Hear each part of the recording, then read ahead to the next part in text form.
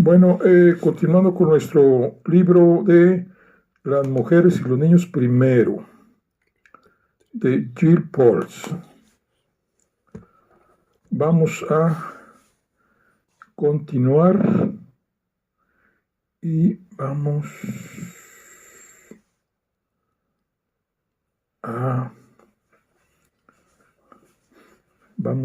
iniciar lo que es el capítulo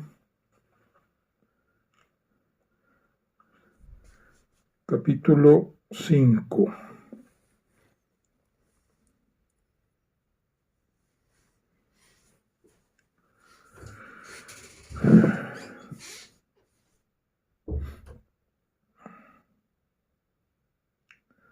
Rex se impactó al verse en el espejo a la mañana siguiente. Era como si otra persona lo mirase. Ya casi tenía barba, lo que lo hacía lucir mayor. Después del desayuno fue a una tienda y compró una rasuradora, algo de jabón, un cepillo dental y aceite para el cabello. En el camino de vuelta vio un puesto de periódicos, Titanic, historias de los sobrevivientes, decía un titular, y debajo había un título más pequeño que decía: escucharon el coro de la muerte por más de una hora. Reg tembló. Parecía que algunos sobrevivientes se habían apresurado a contar sus historias a la prensa, pero él no quería leer sus descripciones, quería hechos, y por eso decidió comprar el New York Times, que prometía una lista completa de vivos y muertos. Con el periódico apretado en la mano, regresó al hostal, subió al dormitorio, que estaba vacío, y abrió el periódico. Temblaba tanto que tuvo que sentarse. Ahí estaba la lista, en blanco y negro. Reginald Parton, camarero de primera clase, estaba listado entre los muertos, mientras que John Hitchens está vivo. Fue la sensación más extraña. Entonces se le ocurrió algo terrible. Habría aparecido lo mismo en los periódicos ingleses, lo habrán visto su madre, y Florence estaría destruida. Estaba seguro de que su madre solo extrañaría el dinero que llevaba a su casa, pero sus hermanos estarían mal. Tenía que escribirles inmediatamente. Pensó en las pecas de Florence, en su dulzura, y sintió una punzada de nostalgia por ella.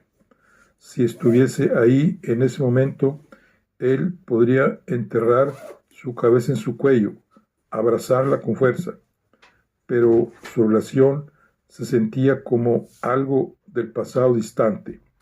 Él era una persona diferente. Se sentía confundido, triste y desesperadamente solo. Pero, ¿qué opción tenía? Veré cómo enviar un telegrama, decidió. Si lo enviaba ese día, lo recibirían antes de preparar el funeral. Después podría cortar todos los recuerdos de Stanton mientras trataba de hacerse una vida en Nueva York. Necesitaría toda la fuerza que pudiera reunir. Miró los demás nombres de los fallecidos: la señora Graylin, Bill, James Paintin, el capitán Smith, por supuesto. Casi todos los que conocía personalmente estaban muertos. Era impensable, increíble. Cerró abruptamente el periódico y fue a bañarse y rasurarse. Se cepilló los dientes y se peinó con aceite. Luego consideró su apariencia. Ahora no se veía tan mal. Quizá podría comenzar a buscar trabajo de inmediato, apenas enviar el telegrama. El encargado del hostal le dijo que la oficina principal de Western Union estaba en Broadway, justo antes de llegar a Times Square. Altos edificios ocupaban las aceras y las calzadas estaban llenas de tranvías, carruajes y automóviles. El humo del petróleo llenaba el aire. El pavimento estaba lleno de gente y todos parecían tener un asunto urgente que atender. En la oficina de Western Union lo dirigieron a una sala con empleados de uniforme sentados tras un largo mostrador. El que sigue. Uno de ellos le hizo señas. ¿Cuánto cuesta enviar un telegrama a Inglaterra? $3.02 por 10 palabras. Reg había gastado más de $1 en la tienda, así que no tenía suficiente dinero. Sintió que iba a llorar. ¿Por qué todo era tan difícil? ¿Puede cambiarme un billete de 5 libras? Preguntó, sacando el billete torcido y marcado por la sal. Lo lamento, se mojó un poco. El hombre notó el semblante de Reg y el estado del dinero. ¿Le molestaría decirme cómo llegó a estas condiciones? Le preguntó con amabilidad. Estuve en el Titanic. Llegamos anoche. Quiero decirle a mi mamá que estoy bien. En ese caso, señor, de ninguna manera aceptaríamos su dinero. Por favor, escriba su telegrama en este formulario y lo enviaremos sin cargo. Reg se sintió abrumado. Gracias. Muchas gracias. Ahora tenía que pensar qué decir. Su mente quedó en blanco. Decidió escribir a Florence y pedirle que pasara el mensaje y garabateó los hechos tratando de ser breve. Escribió la dirección de la casa donde Florence trabajaba y se lo pasó al empleado.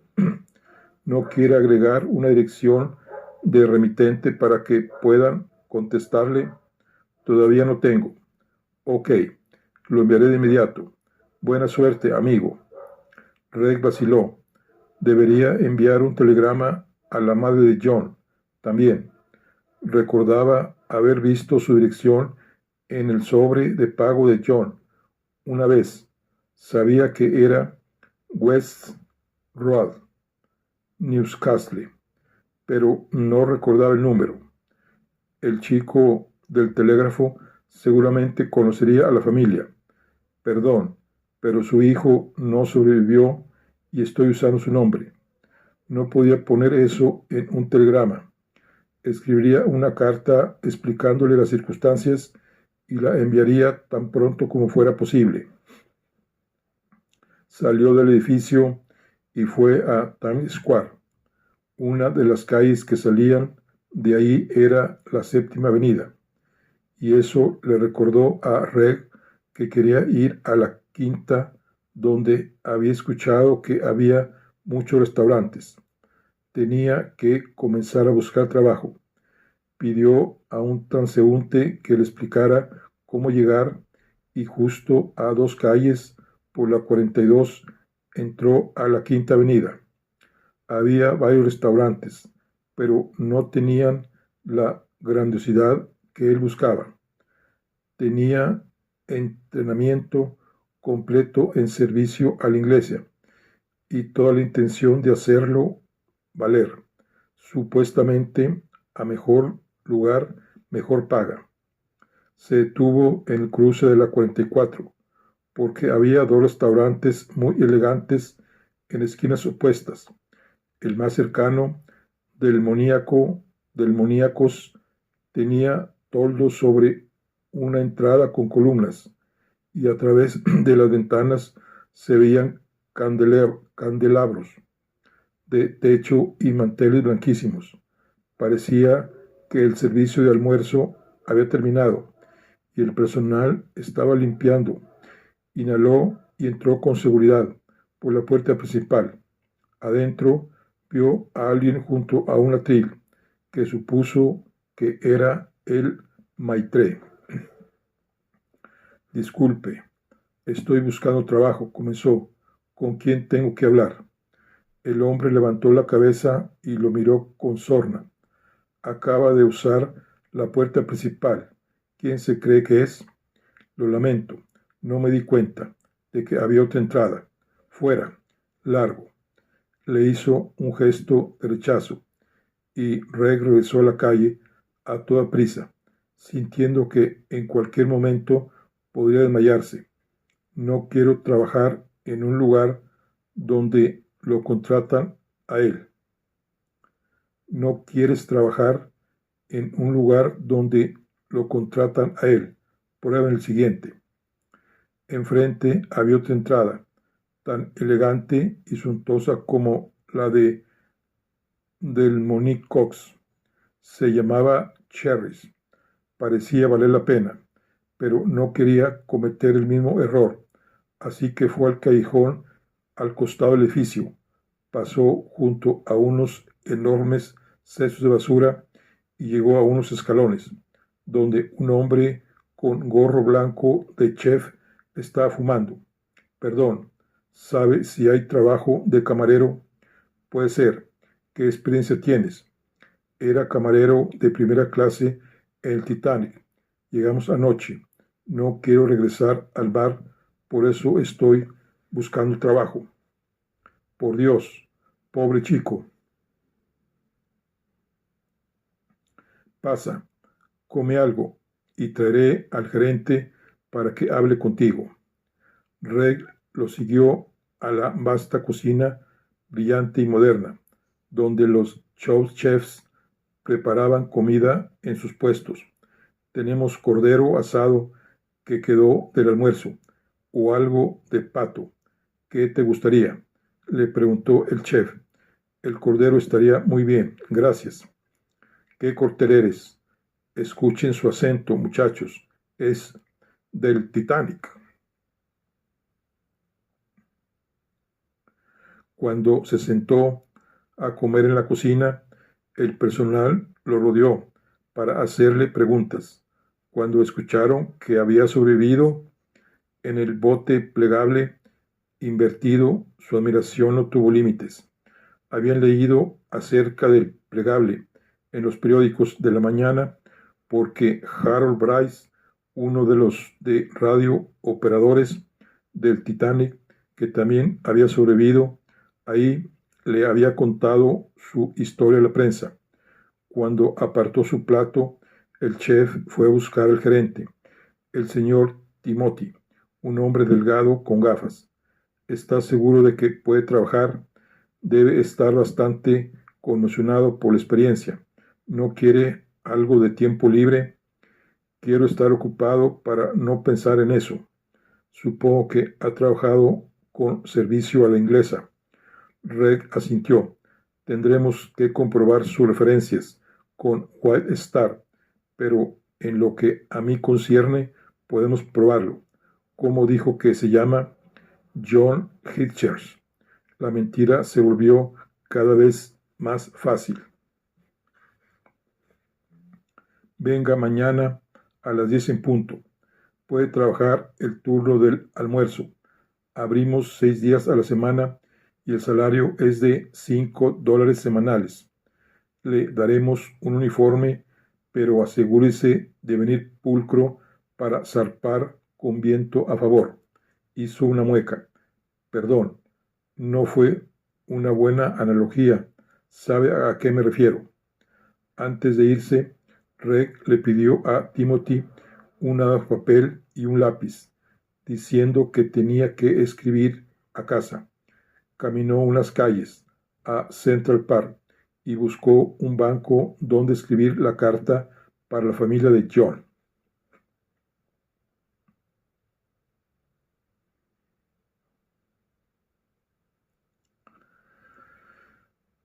Al llegar al muelle 54 de Nueva York, Robert Graham ayudó a Juliet y a su madre a cruzar la barrera de fotógrafos y fueron a su coche.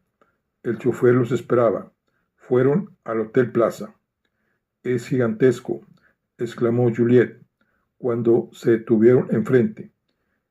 «Es el edificio más grande que haya visto.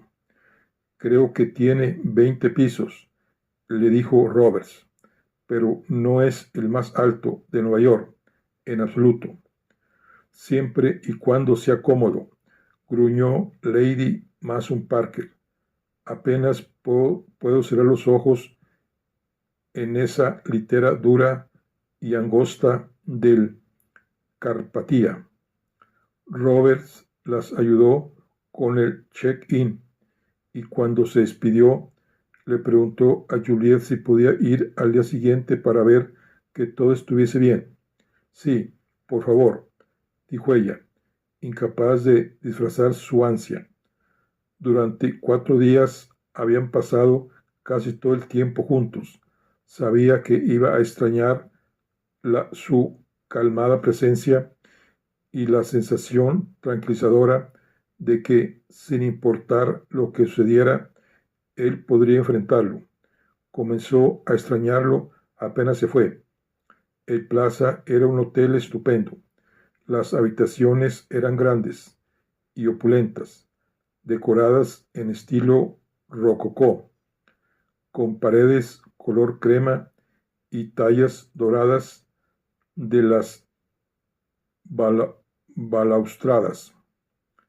El servicio también era impecable. Una bandeja de té y pasteles llegaba a la habitación 5 minutos después de haberla pedido. A la mañana siguiente, en el desayuno, encontraron en el comedor a otros sobrevivientes del Titanic, los Duff Gordon. Normalmente, Lady Mason Parker no socializaría con Lady Duff Gordon porque era divorciada, pero eran tiempos extraordinarios. Conectaron inmediatamente y se retiraron juntas a la sala a tomar café después del desayuno. Eso significaba que Juliet no se sintió culpable por dejar a su madre cuando Robert llegó. «¿Dónde te gustaría ir?», preguntó él. «Estoy a tu disposición. Me gusta caminar. ¿Podemos ir a pasear a algún lugar?». «Por supuesto», le ofreció el brazo. «Central Park está enfrente». Mientras caminaban, hablaron sobre sus vidas. Él le dijo que tenía una pequeña compañía de inversiones.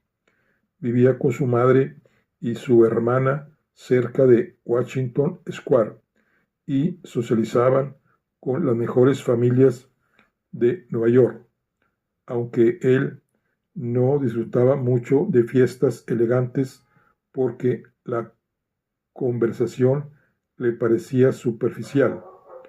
Juliet concordó, aunque no iba a tantas fiestas en casas porque llevaba una vida más rural. «Dijiste que planeas visitar a tu familia en el norte de Nueva York», comentó Roberts. «¿Cuándo debes irte?». Juliet recordó, sobresaltada, la mentira que le había dicho para explicar su viaje. «En un tiempo, mi madre envió un telegrama y esperemos escuchar de ellos, pero por ahora permaneceremos en Nueva York. Espero que me hagas el honor de permitirme llevarte a pasear y quizás mostrarte los puntos importantes. Dime si quieres ir a la ópera, o de compras, o a los museos. ¿Cuáles son tus aficiones favoritas?». «En casa, mi pasatiempo favorito es cabalgar, pero supongo que eso no es posible en una ciudad». En verdad, parecía encantado. «Tengo establos en Poughkeepsie, justo en las afueras de Nueva York. Quizá podría llevarte». Mientras comparaban notas sobre sus caballos predilectos, Juliet notó repentinamente a un joven sentado en un banco, escribiendo, y se dio cuenta de que reconocía su rostro. Perdón, señor, ¿no es usted Reg, nuestro camarero del Titanic? Reg se sobresaltó al escuchar su verdadero nombre. Perdón, no quise asustarlo. ¿Está bien? Sí, gracias, señora. Usted y el resto de la tripulación regresarán pronto a Inglaterra. Reg le explicó su decisión de quedarse y trabajar en un restaurante de Nueva York. Entiendo que no quiera regresar al bar. No estoy segura de cómo lo enfrentaré yo cuando llegue el momento. ¿Tiene dónde quedarse? Estoy bien, gracias, señora. Bueno, yo estoy en el plaza. Por favor, hágame saber si puedo ser de ayuda. Usted fue muy amable conmigo cuando estuve enferma. Gracias, señora. Juliet y Robert continuaron caminando. Siento que debí haberle dado una propina, pero no supe cómo hacerlo, sin avergonzarlo, confesó Juliet. Qué dulce de tu parte, dijo Roberts. Iré a darle, iré a darle $10 y le diré que son de tu parte. Espera aquí. Robert regresó a toda prisa y ella vio que Reg se negaba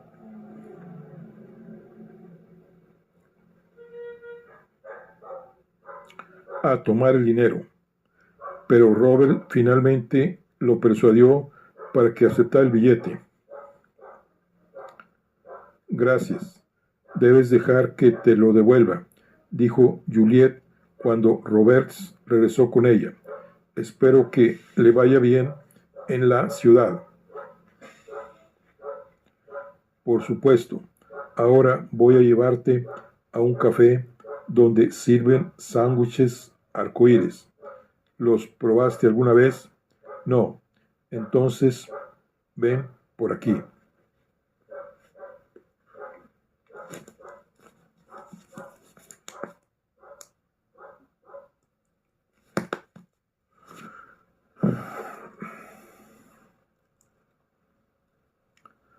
Reg derramó su corazón en la carta para la madre de John. Describió la última vez que lo vio y le dijo que nadie sabía lo que había pensado con él, lo que había pasado con él. Le explicó por qué estaba usando el nombre de su hijo y se disculpó por cualquier inconveniente que hubiera causado su familia.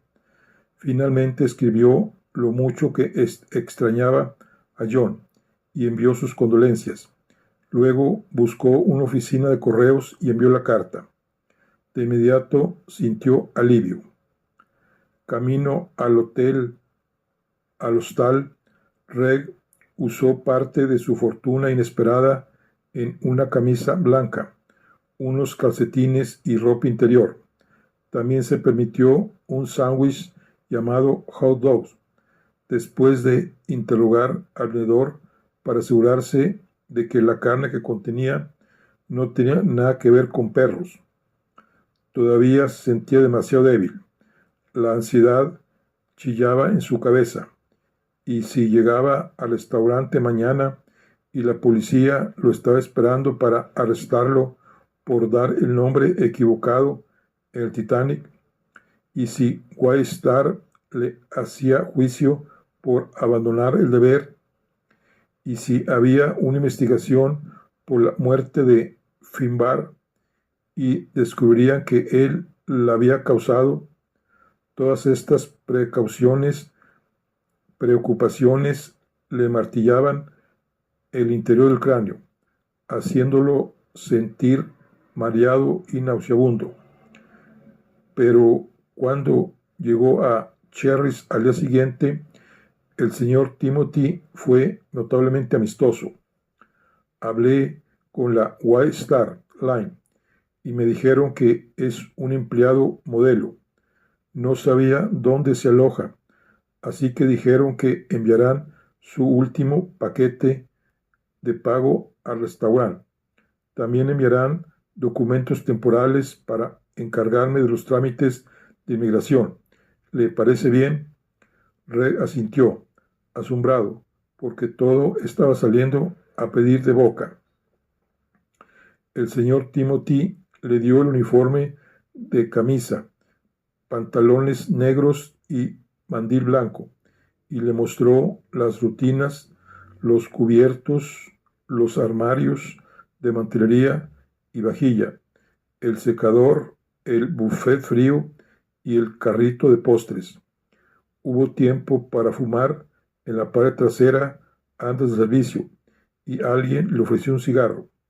Él lo aceptó, y los demás camareros se reunieron alrededor, amistosos, por bombardearlo con preguntas sobre el Titanic y la historia que estaba ocupando los periódicos. Dicen que hubo hombres que se abalanzaron a los botes salvavidas y que no quedó lugar para las mujeres. ¿Viste algo así?, preguntó alguien. Sí, admitió Reg, pero también vi botes que salían a medio llenar. No estuvo bien organizado. ¿Dónde estaba el capitán? ¿No estaba a cargo? No sé qué estaba haciendo. Creo que esperaba que vinieran otros barcos a buscarnos. Yo creí ver uno, pero nunca apareció. ¿Cuánto tiempo estuviste en el agua?, preguntó otra persona. No lo sé. Rey respondió honestamente. Se siente como si hubiera pasado mucho tiempo. ¿Conoces a alguien que murió? Reg miró al último interrogador a los ojos. Casi todos lo que conocían, casi todos a los que conocía murieron. Debió haber angustia, pero su expresión, porque se produjo un silencio y uno de los camareros dijo: déjenlo en paz, piensen en lo que vio. Volteó hacia Reg. Me llamo Tony. Trabajaré junto a ti en el almuerzo, así que hazme una señal si necesitas una mano o si no sabes dónde buscar las cosas. Gracias. Rex se esforzó por sonreír. Probablemente tenga que tomarte la palabra. De hecho, todo salió perfectamente. El entrenamiento en el Titanic había sido tan riguroso que los estándares de Reg eran más altos que los que prevalecían en Cherries, y el gerente le hizo varios gestos de aprobación. Se supo entre los comensales que era un sobreviviente del naufragio, y varios le estrecharon la mano y le dieron una propina generosa. ¿Dónde duermes?, le preguntó Tony después del primer turno de la noche. ¿Tienes que ir lejos? Cuando Rey le dijo que estaba alojado en la calle 25 Este, Tony exclamó: eso es una locura. Hay una habitación vacía en casa, si quieres. Cuesta $1.75 a la semana, con desayuno y lavandería incluidos, y está a un par de calles. ¿Quieres venir a verla mañana? Rey aceptó. Era extraordinario la rapidez con la que todo estaba cayendo en su lugar.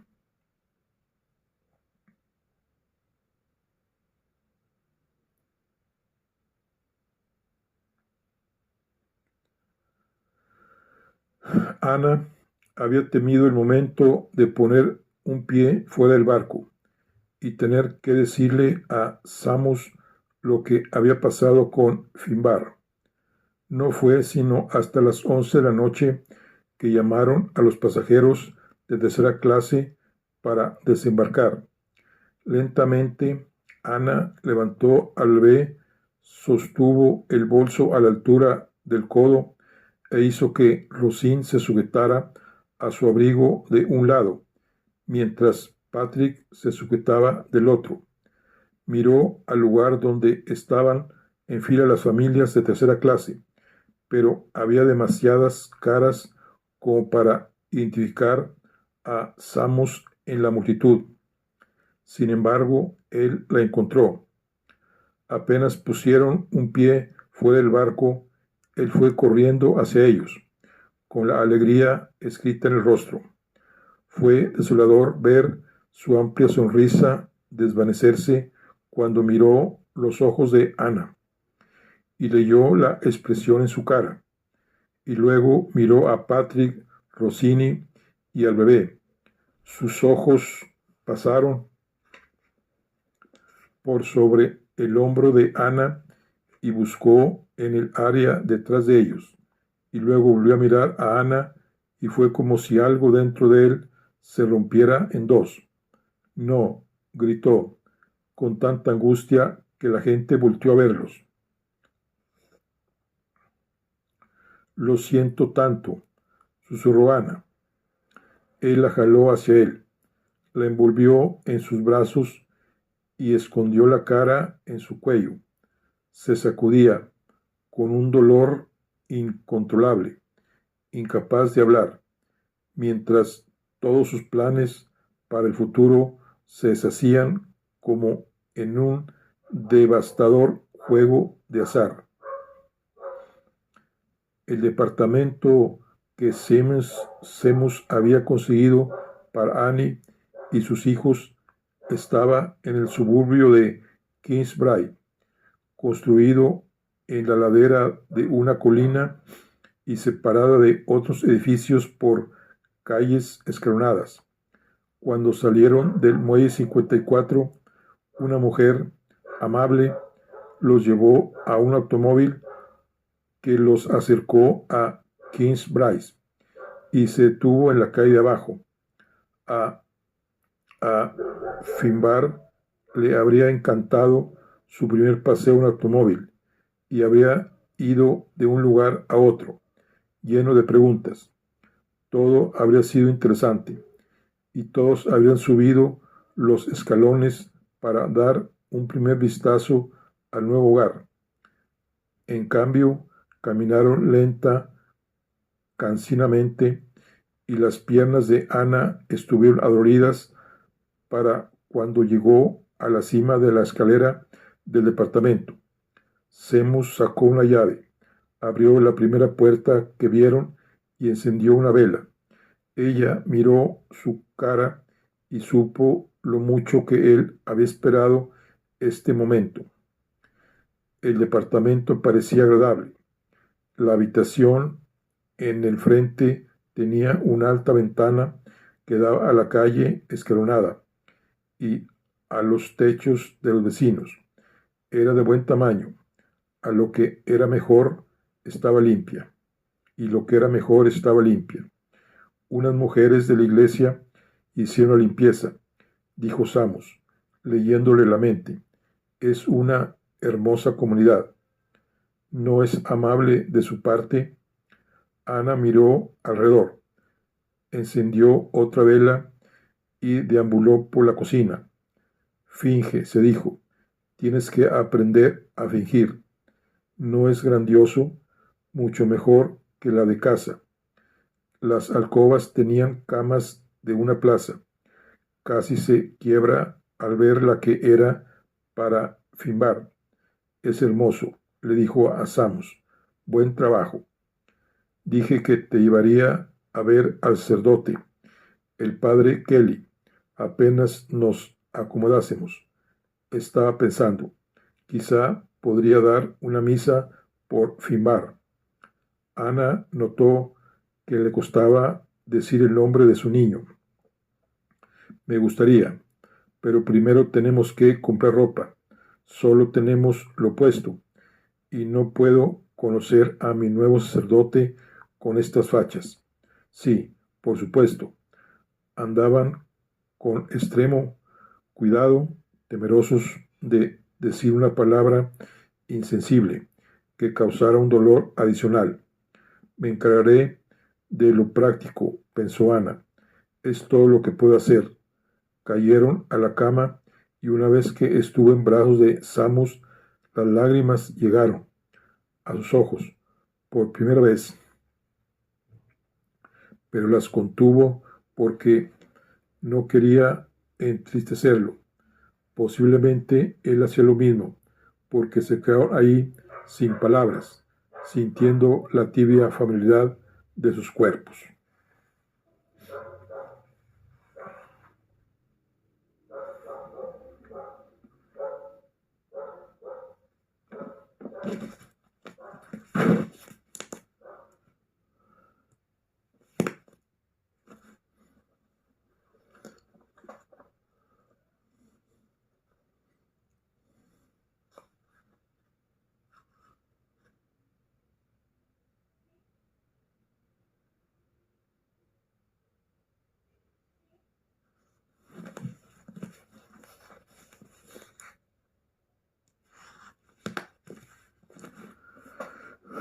Cuando Juliet le dijo a su madre que Roberts quería llevarla a Poughkeepsie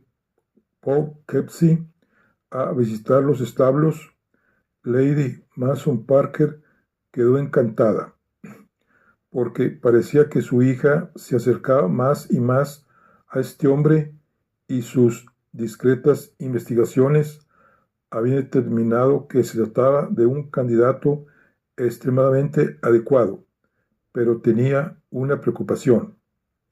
Cuando veas a los caballos vas a querer montarlos, y no debes hacerlo.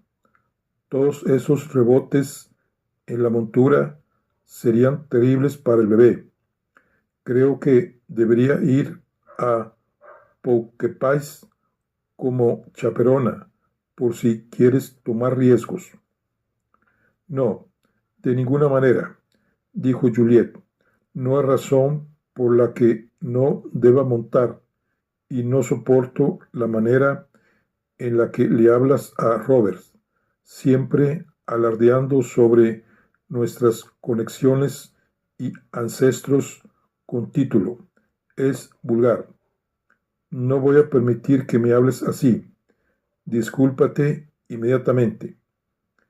Juliet se disculpó y se las arregló para abusar todas sus habilidades de tacto y diplomacia para convencer a su madre de que no fuese su chaperona. De hecho, notó que Lady Mason Parker no había querido ir.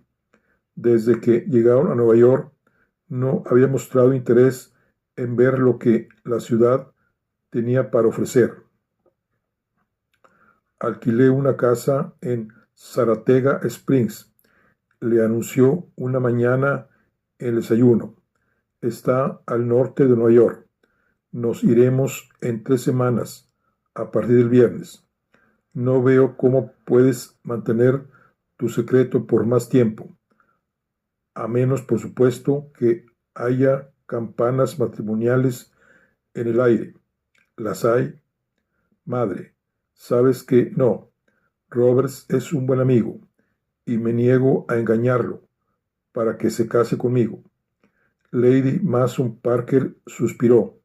Bueno, no puedes esperar que la amistad se mantenga con 6 meses de ausencia. Encontrará a alguien más apenas le des la espalda.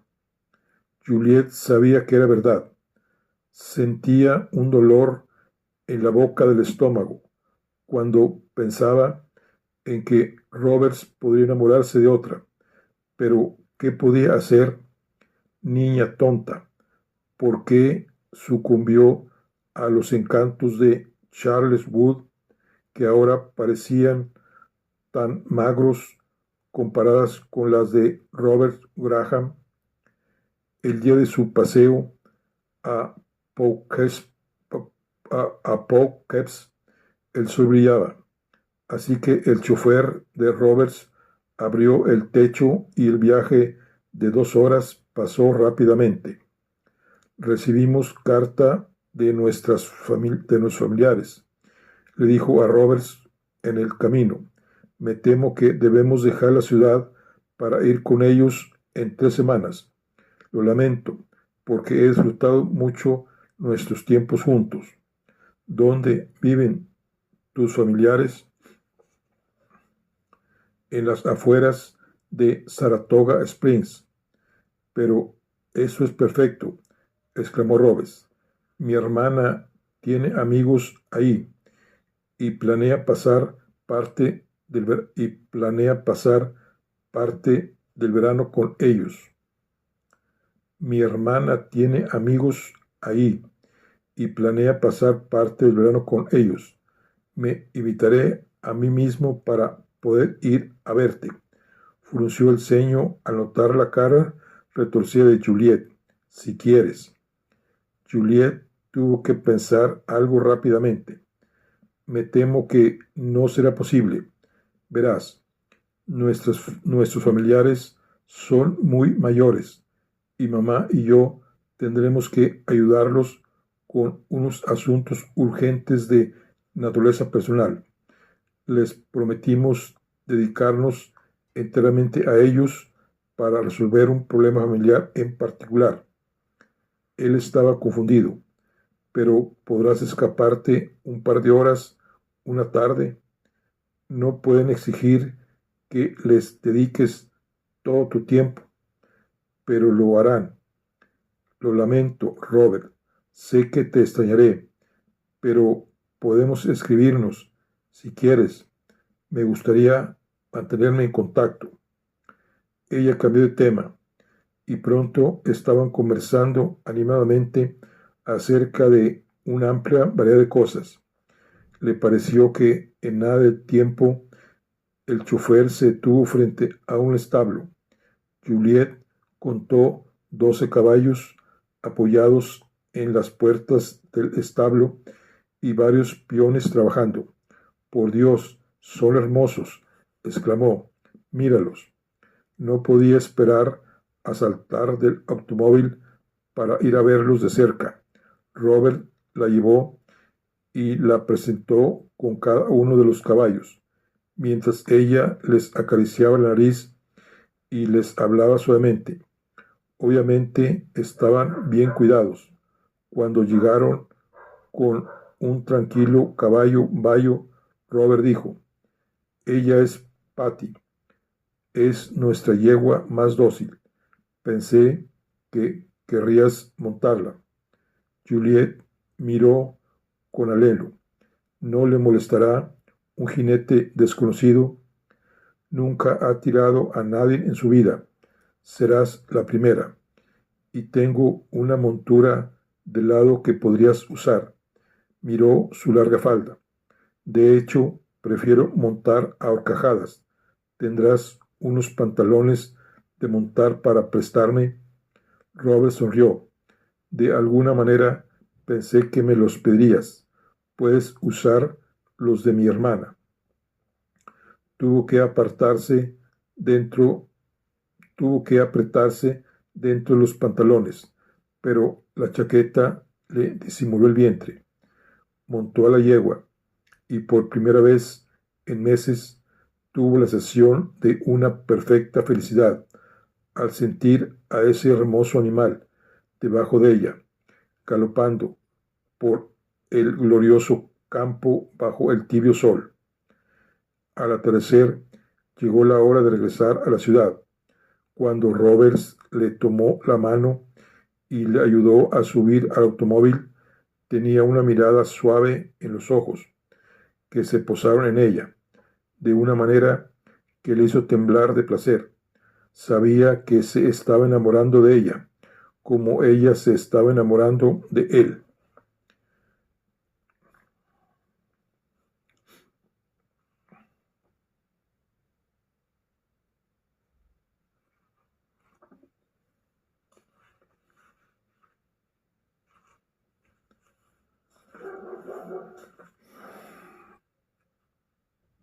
Los domingos, cuando no trabajaba, Reg exploraba la ciudad, calle por calle.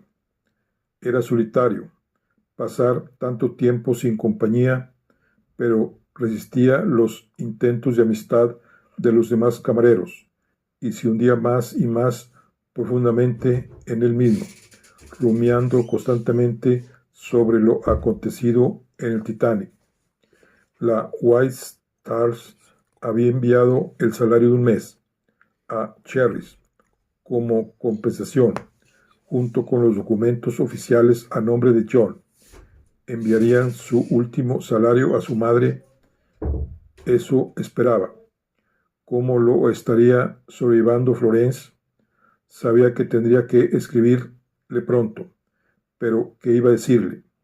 No podía pedirle que fuera con él, aunque le habría gustado, porque no tenía nada que ofrecer. Se sentía como los restos quemados de la persona que había sido. ¿Cómo podría ella amar a un hombre que se había salvado él mismo, pero había fracasado con Finbar? Su horario en el restaurante era de las 11 de la mañana a medianoche, con un descanso de un par de horas en que los camareros comían, fumaban y conversaban.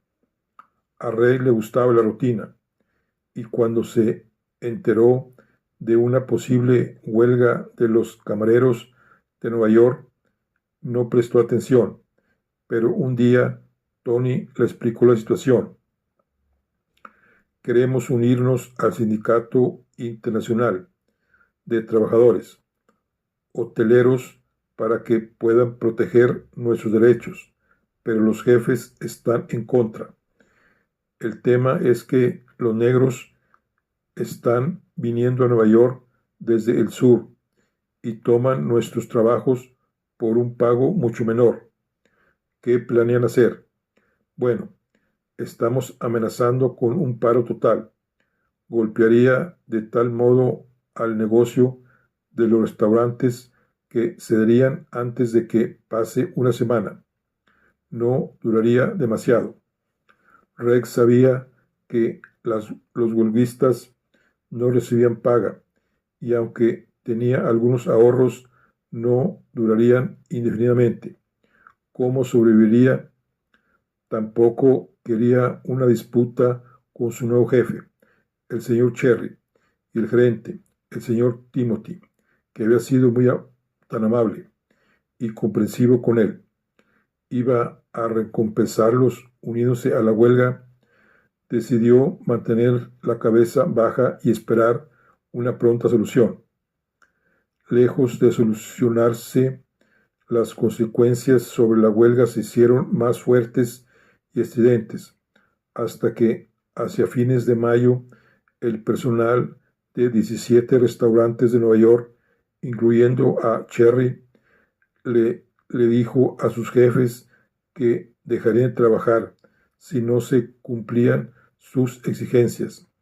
La ansiedad de Reg creció día tras día, y entonces, una noche, le pidieron que sirviera a una pareja que estaba comiendo en un salón privado del primer piso. Sea discreto, le instruyó el gerente. Solo tome la orden y no se detenga a conversar. Eso era ideal para Reg. Subió al salón privado, abrió la puerta y se quedó helado. Dentro, tomándose de las manos, estaba el señor Graelin y la hermosa chica de la cubierta de botes salvavidas. Por Dios, ¿qué lo trae por aquí? El señor Graelin pareció sorprendido y soltó rápidamente la mano de la chica. Trabajo aquí, señor. Decidí que no puedo enfrentar otro cruce atlántico tan pronto, así que busqué trabajo en tierra firme. Colocó un menú frente a la chica y vio una extraña expresión en su rostro. Estuvo en el Titanic, nosotros también. No somos afortunados de haber sobrevivido. Fue toda una aventura. De cerca era aún más impresionante de lo que recordaba.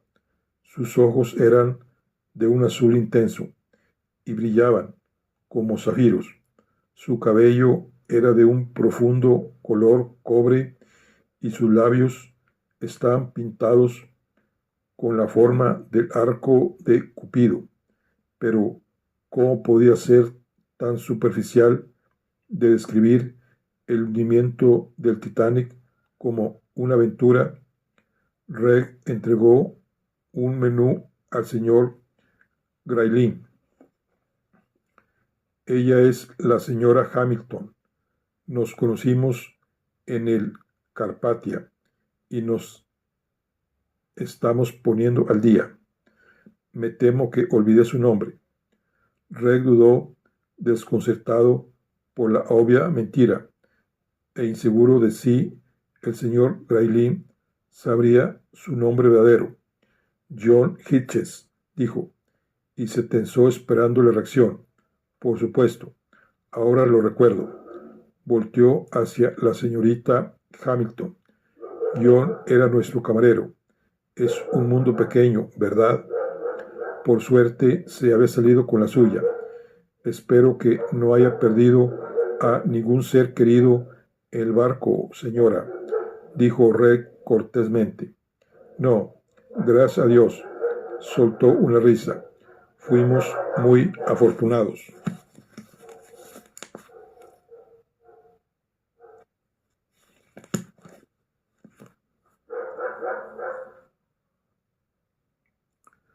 Les daré un momento para elegir sus órdenes, les dijo, y salió del salón. Se sentía furioso. Habían pasado solo 6 semanas desde el hundimiento del Titanic. ¿Qué estaba haciendo el señor Graylin cenando con otra mujer? Cuando regresó a tomar su orden, se dio cuenta de que habían estado hablando sobre él. Él trató de parecer apresurado al llevar las entradas. Dio la vuelta y regresó a la cocina. Pero cuando llevó los platos principales, el señor Graylin lo detuvo y le preguntó si iba a participar en la huelga con los demás camareros. Rey respondió honestamente: en realidad no lo sé, señor. No puedo mantenerme sin el salario, pero tampoco quiero decepcionar a mis compañeros. Espero que se resuelva antes de llegar a mayores. Francamente, no veo señales de resolución. El señor Ettore no está de humor para negociaciones. El señor Graylin se refería al líder italoamericano del sindicato. Nos forzará a ser socialistas si se sale con la suya. Espero que no, señor, dijo Reg. Se dio la vuelta y se fue. Al final de la comida, cuando Reg llevó la cuenta, el señor Graylin dijo: tengo una oferta para ti, John, que podría ayudarte en tu dificultad actual. Parece ser un trabajador muy dedicado y estaría encantado de ofrecerte un trabajo en mi mansión de la avenida Madison. Veo por los periódicos que los camareros de los establecimientos más importantes ganan alrededor de $5 por semana. Bueno, yo te daré 10. ¿Qué me dices? Reg estaba asombrado. Gracias, señor. No sé qué decir. Tengo una casa muy feliz y estoy seguro de que sus ocupantes estarán felices de darte la bienvenida. Estamos cerca de Central Park y comerías bien porque tengo un chef francés. Imagino que te ayudaría durante la huelga y quizás te permitiría tener ahorros. Sé que mi esposa te apreciaba y creo que deberías ayudarte en su memoria. Es lo que ella querría. Red quería negarse, pero no podía pensar en una manera cortés de hacerlo, así que vaciló. Es muy amable de su parte, señor, pero nunca he trabajado en el servicio doméstico, dijo finalmente. Calculo que el domingo es tu día libre. ¿Por qué no vienes a las 3 y echas un vistazo? Podrás responderme después. Le entregó su tarjeta. Te veo el domingo.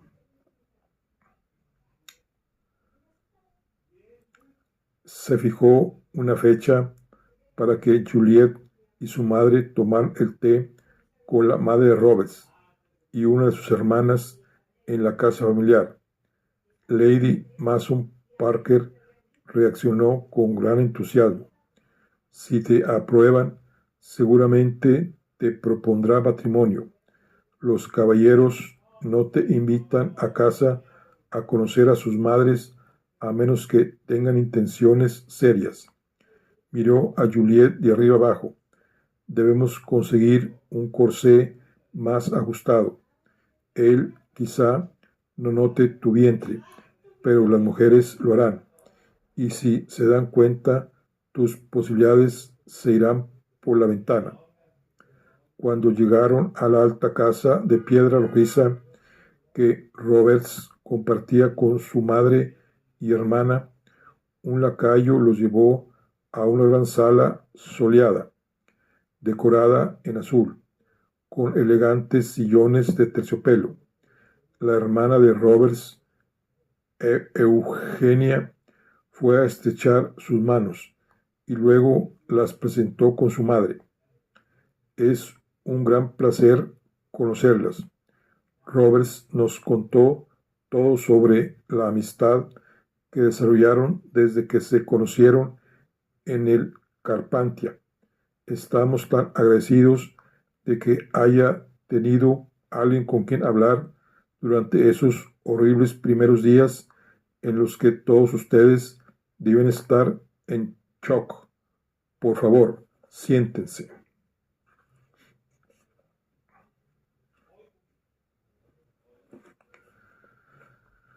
Lady Mason Parker sonrió agraciadamente. Roberts ha sido invaluable para nosotras. Nos ayudó a resolver todos los problemitas que surgen cuando pierdes el equipaje y necesitas reemplazarlo en un país extranjero. Casi se siente como un miembro de la familia. Juliet deseó que su madre dejase de hablar. Apenas se habían sentado y ya estaba lanzando indirectas. Sobre la chimenea había una pintura de unas flores blancas con unas peras amarillas en la base. ¡Qué hermosa pintura!, exclamó. Parece un sésame, respondió la madre de Roberts. Obviamente sabes de arte. Sí, es un sésame. Somos muy afortunados de tenerlo. Se embarcó en la historia de cómo llegaron a poseerlo, y Juliet suspiró, con alivio por haber adivinado con suerte lo que había desviado exitosamente la conversación. La reunión duró menos de 2 horas, pero Juliet estuvo nerviosa todo el tiempo, segura de que inadvertidamente iba a delatarse. O eso, o su madre iba a ofender a los Graham con su esnovismo y agresividad, pero al final llegó Roberts para llevarlas de regreso al hotel, y las despedidas parecieron genuinas y afectuosas. Él estuvo silencioso todo el viaje, y en la entrada del plaza preguntó si podía llevar a Juliet a cenar esa noche. Verá qué le dicen su madre y su hermana, y cuando le digan que se adoran, te propondrá matrimonio, predijo Lady Mason Parker. No, no lo hará. Juliet frunció el ceño, pero había una semilla de esperanza dentro de ella. Si solo con ese pensamiento en mente, Juliet estaba nerviosa al reunirse con Roberts esa noche. Le temblaban las manos cuando él la ayudó a subir al coche. La conversación se sintió inusualmente forzada, aunque él le había asegurado que ella había sido todo un éxito con las mujeres de la familia. Graham, si me propone matrimonio, debo confesar inmediatamente que estoy embarazada, decidió. Lo perderé, pero por lo menos respetaré mi honestidad. Parecía lo único decente que podía hacer y sin embargo no podía soportar perderlo. De hecho, apenas se había sentado cuando Robert abrió su corazón. Debes saber lo que siento por ti. La miro a los ojos. Pienso en ti día y noche y apenas puedo concentrarme en mi trabajo. Tomó su mano. Juliet sintió una ola de calor. Podría haber esperado más para hablar, pero no soporto la idea de que vas a desaparecer con unos tristes familiares todo el verano. Te amo con todo mi corazón. Si solo aceptaras casarte conmigo antes de irte a Saratoga Spring, me convertiría en un miembro de tu familia y podría ayudar a resolver los problemas de tus parientes. Por favor, di que sí. Ella se cubrió la cara con las manos. Ay, Dios, no puedo decirte cuán difícil es esto. Yo también te amo, pero no te puedo invitar a casa de mis familiares este verano. Simplemente no puedo. Mamá y yo tenemos que hacer esto solos. Robert parecía alicaído. Temo perderte en tan larga separación. Me olvidarás y en otoño regresarás con tu familia en Inglaterra y nunca volveré a verte. Esto no sucederá, te lo juro. ¿Cómo podía convencerlo? ¿Considerarías vivir conmigo en Estados Unidos? ¿No sentirías nostalgia? Sería feliz de vivir donde estés. Quiero estar contigo, Roberts, en verte, en verdad. Por favor, créeme, pero no puedo estar contigo este verano. Él le besó la mano y ella tembló de placer. En ese caso, casémonos antes de que te vayas. Las semanas serían más fáciles de soportar si eres mi esposa, y sé con seguridad que regresarás a mí. Juliet se sintió mareada de alegría. Sí, dijo sin aliento. Oh, sí, hagámoslo. Esa parecería la respuesta a todas sus preocupaciones, pero nunca comenzó a ver los problemas. Pero entonces comenzó a ver los problemas.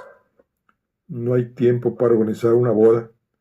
Mi padre y mi hermano estarían terriblemente desilusionados si no los imitáramos, y mi madre tendría una enorme lista de conocidos para incluir. No veo cómo podríamos hacerlo en menos de 3 semanas antes de irme. Ellos pueden esperar, dijo Roberts, en un tono ronco que le puso la piel de gallina. Yo quiero casarme contigo. Podemos ir al ayuntamiento la semana entrante y casarnos legalmente sin decirles a nadie más. Simplemente podemos decir que estamos comprometidos y luego podemos tener una boda formal en Inglaterra. Eso es lo tradicional, ¿no? La boda es en la iglesia de la novia. ¿En serio es posible casarse en el ayuntamiento sin dar más aviso? No me molesta comprometerme por ahora. La pasión de su respuesta la asombró. Te deseo, Juliet, te deseo tanto que no puedo esperar 6 meses. Por favor, di que te casarás conmigo. Buscó en el bolsillo del chaleco y sacó una cajita.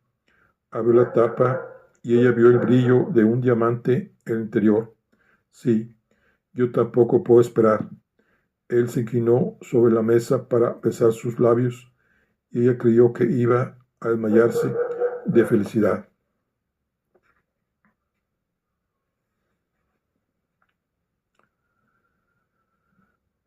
Para Ana, la vida en Kingsbridge era una lucha.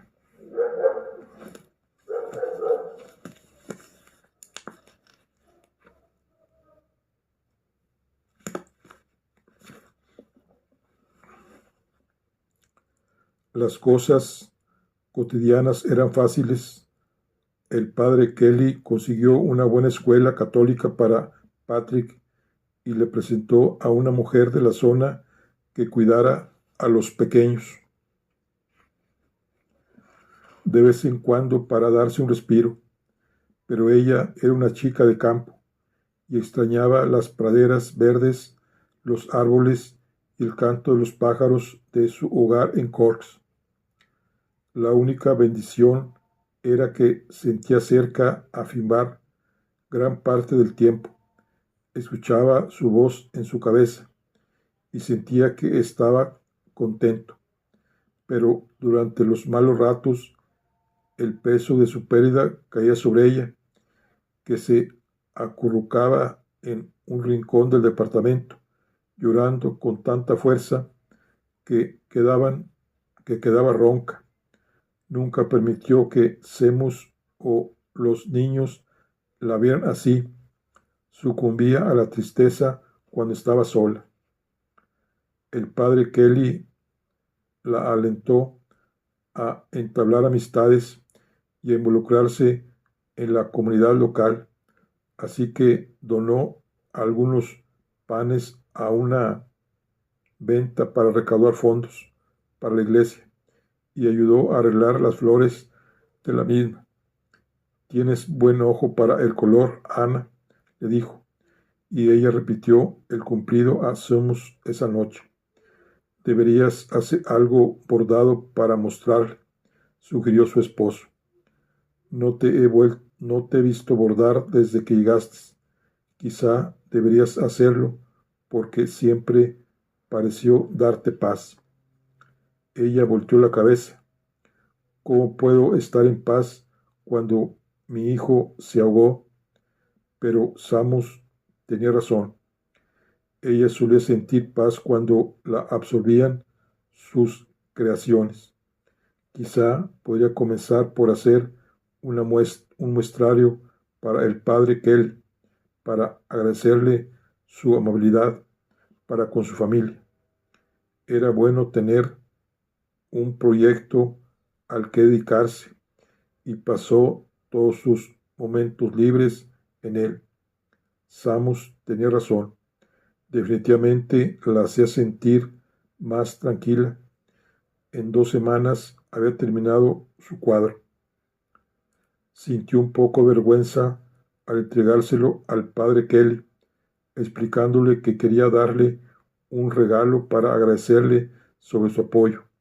Él lo llevó a la ventana para examinarlo adecuadamente y por un rato no dijo nada, lo que puso nerviosa a Ana. Por fin volteó y la miró con una sonrisa de oreja a oreja. Creo que es el regalo más hermoso que me hayan dado. No tenía idea de que eras tan talentosa. Cada puntada es perfecta y el diseño es glorioso. Qué bien, me alegra que le haya gustado. Me conmueve más allá de toda medida que me des esto. Me encantaría ver más de tu trabajo.